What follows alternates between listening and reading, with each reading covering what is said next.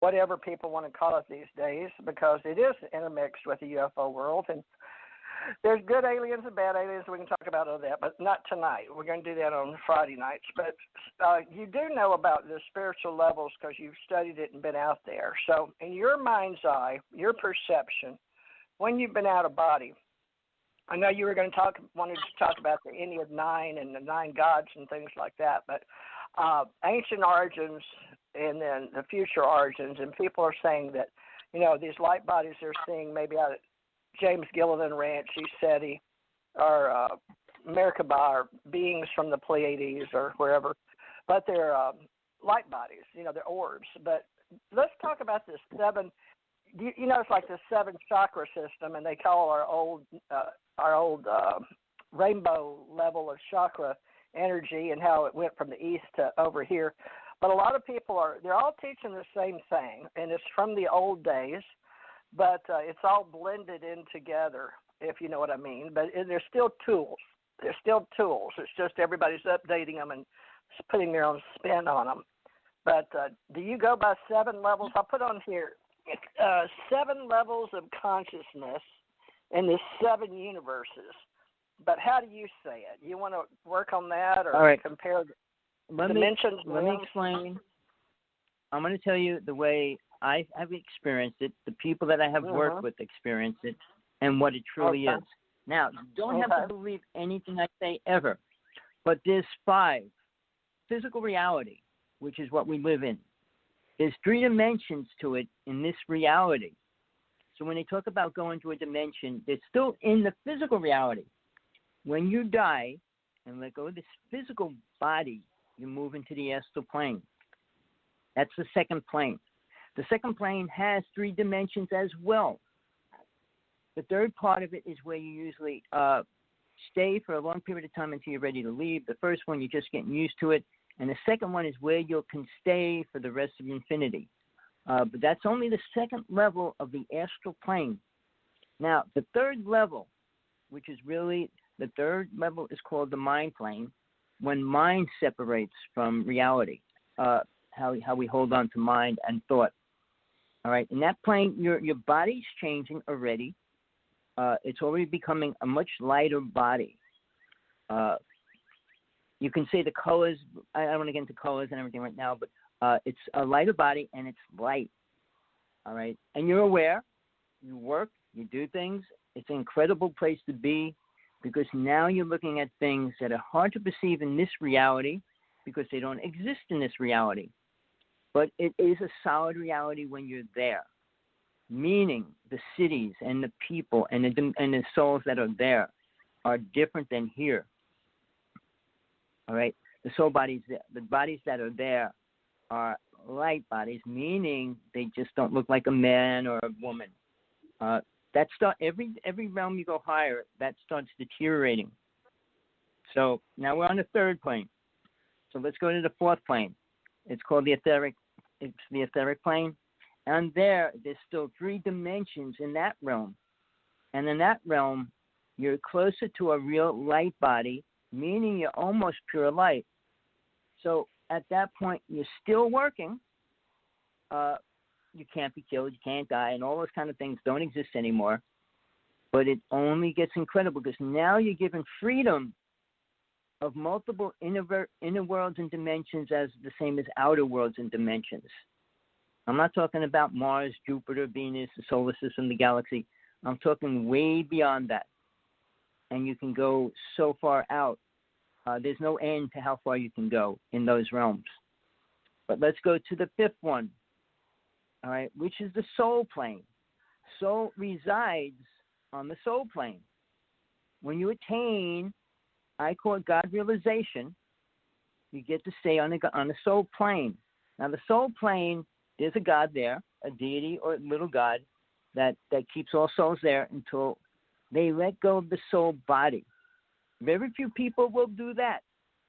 Once you attain that, there's no limit to what you can do, where you can go. I mean, you can create your own realities and worlds and be and do whatever you want within them. But that's all only because you attain that level and God allows you to do that now. and it's no longer under the control of deities and little people and angels and all that. You're beyond that now. You're free from all that, and it's the most intense, incredible thing you can ever experience. And when you decide to stay there, there's no words that can actually compare it to whatever we're dealing with in this reality right now. Now, when TJ mentioned seven realms, there's realms beyond that. The 6th, 7th, 8th, 9th, 10th, 11th, and 12th realm. All right, those realms. I mean, the 6th plane, which is right after the soul plane, is called the invisible world. All right, nothing's there until you perceive it to be there. All right, at that point, you're the creator of that. You're not above God. I mean, you're working at a very high level beyond the levels of what most people can relate to. But at that point, if you create a city, you create a universe, you're responsible for that. You become God of what you create. But it's only your creation. I mean, it's your reality now that you're in control of. I mean, now that's the 6th plane. And it only gets more intense and much more complicated when you go into the 7th and 8th plane. But by the time you reach the 10th plane, you're already God-like, but not like God itself. I mean, it's hard to describe that. Now, what I didn't say, every plane has a vibration. And there's 12 vibrations from here to the 12th plane. And the sounds change with each realm. And those realms vibrate at a higher level. So nobody that's in those higher levels can come into this lower realm because their vibration would destroy it. I know most people could never perceive that idea. And I mean, they're still hooked on protons, neutrons, electrons, magnetic fields, magnetic energy. Has nothing to do with the astral plane. And it has nothing to do with the soul plane. So those ideas, such a limited idea, because man is locked into science and technology of this physical reality. Even though they're talking about dimensions and that it's not beyond the physical reality, which is the first realm. So you're not going into the astral plane yet. I mean, you can slip in it and out of it, but you can't stay there. When you let go of the body, you can stay there, but you probably will reincarnate because of the karma. Now, these planes are as solid as you can make them, or believe or not believe, but they're individualized to you. But when you get to the soul plane, when you start creating, those souls are there. You can be and work with them, physical body of any kind anymore. Now, to make it more abstract, take a light beam, a flashlight, and then a spotlight. Shine it through the yard. The spotlight lights up the whole yard. The flashlight lights up a little spot. So as you increase your levels, that light becomes much more intense and much stronger. Now, the sound, which is the sound that it creates, is based on which realm you go into. Those sounds change from the physical to the astral to the mental to the etheric to the soul plane, but they vibrate at a higher frequency. Now, the soul plane is basically a flute and violin. All right, thunder and all that brings you down to the astral plane.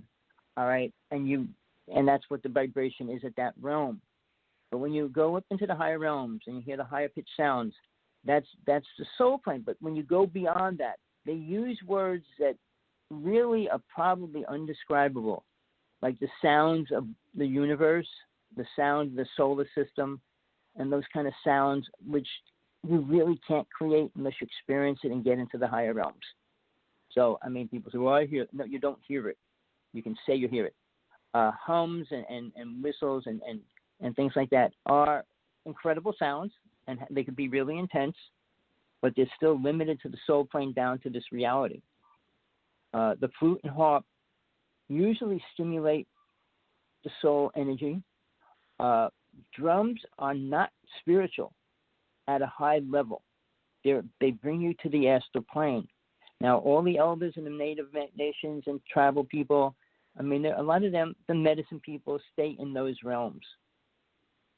They worked out their karma, hopefully, and they stay there. The native people call them the green pastures, all right? But it's not much learning. I know people will say, well, the problem is we don't learn much through reincarnation. We don't learn much in the astral plane. Now, when I say that, once you've got the tools to work with, and it's not chanting, meditation, and all that, they're to help you get started. But when you get the higher tools to work with, and you start doing things, I mean, you look at what Jesus did. Look at what there's very few souls that did incredible things like that. Healing's very limited to this reality. But when you go into the higher realms, you're working with energies, and it's much more abstract to what we can perceive. So when we talk about people and they deal with energy, all right, you go into the mental plane. You can work with people. They're light beings, and they help you stay on your path of where you want to go, what you want to create. It becomes so different. It's not about family. It's not about money. It's not about any of those things anymore. Love is non-existent to the perception that we conceive or perceive it to be in this reality. And I mean, it's not true spiritual connection to anything in this reality because people can't even stay in love. They don't even have the ability to maintain that balance through working through this, that, and the other thing. It's give up, move out, let go, change. No, love is forever in this reality. But love is a small reflection when you start going into the higher realms. When you start understanding God and God allows you to start understanding itself, it becomes so important. Then you realize what God is. But now, through the changing of what's happening, very few people want to understand God because they're more into oneness, universal energy, and it's limited to the physical reality. But people that didn't have an experience, and I'll get into that real fast, but the experience is when you let go of what you're experiencing, meaning life, working on a houseboat, working in a farm, working in a zoo, whatever. It's an experience in this reality. But again, it doesn't help you when you're in the astral world. Because what happens in the astral world, the first true level, is when you change what level of vibration you want to stay in. Meaning, most souls that decide to stay there, if they worked out their karma, are allowed to stay whatever age they want. Most souls work between 24 and 36. It's the most powerful of energy that a person has, but it's a perception. It's a belief. I mean, you could live as a child, but you can't learn much. So it's easy to become and do and learn incredible things as a mature, working being of soul body, which is actually the astral body at that time. Now, each realm has a different body that you use. So you're not dying. You really don't die ever. But the biggest concept is letting go of a physical reality. Because basically now you just start changing a little and a little and a little more. The light becomes brighter and brighter. It's not like you're changing from a caterpillar to a butterfly. It's so different. I mean, when you travel in the different realms, you just become greater and not egotistical. I'm not saying that way or anything like it. But your light is brighter. Your energy is stronger. I mean, you could, in the astral plane, you can still come back to this reality if you choose, but most people, hopefully when they're aware, choose not to. And I use a word that people don't like. I call planet Earth hell. And there's a reason why I say that. And very few people understand it, because hell is a place you want to get out of, not a place you want to get into.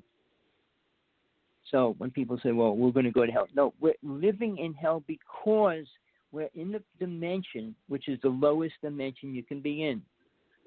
It is the only place soul, what you are, experiencing pain, suffering, see it,